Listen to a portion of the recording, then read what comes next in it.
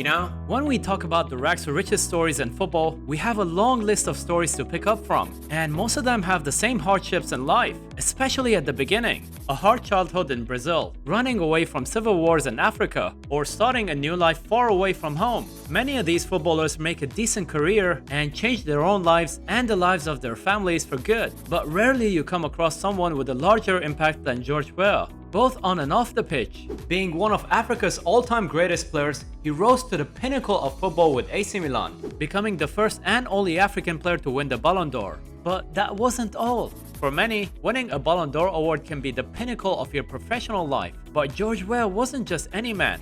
He would rise to lead his country and become Liberia's president, a country that's been torn with civil wars for a very long time. But the question is, what makes the story of George Weah so special to us? Well, stick around to find out, because we're gonna talk about a brilliant rise against the odds story, not just in football, but also in life.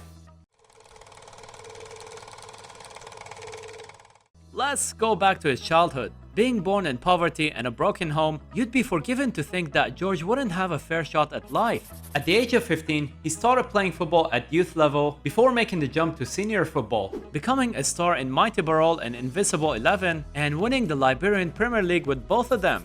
It's also worth mentioning that he was also working as a switchboard technician because, well, there was no money in African football at the time. He soon moved to Cameroon, and this is where things get quite interesting. At the time, the manager of the Cameroonian national team was Claude Leroy, who also knew a certain fellow Frenchman named Arsene Wenger. I know it's hard to imagine Arsene Wenger in a different club other than Arsenal, but in the late 80s, he was coaching Monaco. So Claude Leroy told Wenger about this incredible young guy that he saw in the Cameroonian league. And after flying to Cameroon to watch him in person, Wenger signed him for a grand total of, can you guess? 12k. 12,000 pounds. I know we're talking about the transfer figures of the late 80s, but this was still a very low amount even by the standards of back then. Finally, George Weah's chance has arrived to showcase his talents to the eyes of the football world. At the start, Arsene Wenger had to get him in shape to be more effective on the pitch, but he didn't have to wait for long. In his 4 seasons with Monaco, he won the African Footballer of the Year award in 1989 and the French Cup in 1991. Even to this day, George still credits Wenger as the most important influence of his life. After 4 seasons with Monaco, he joined PSG in 1992. By the way, let me tell you something. This is way before joining PSG was considered cool. At the time, PSG were not the spending behemoth that they are today, but that didn't prevent them to spend €6.5 million, which was a substantial fee back in the day. And it was in PSG that he won the league, as well as a League Cup and 2 more French Cups along the way. He even led PSG to a semi-final of Champions League in the 94-95 season.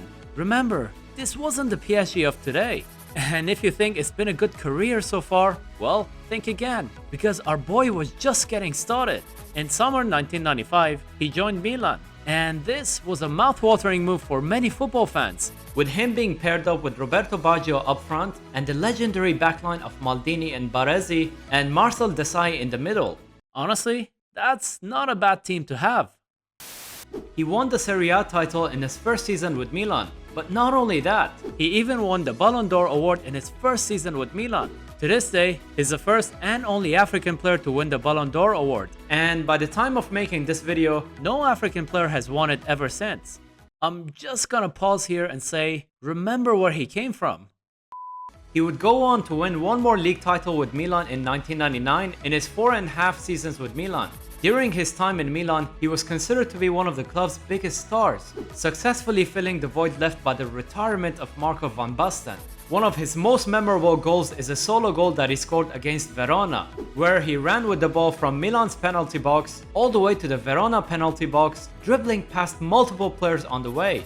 Towards the end of his career, he moved to England to Chelsea and Manchester City before retiring in the Middle East.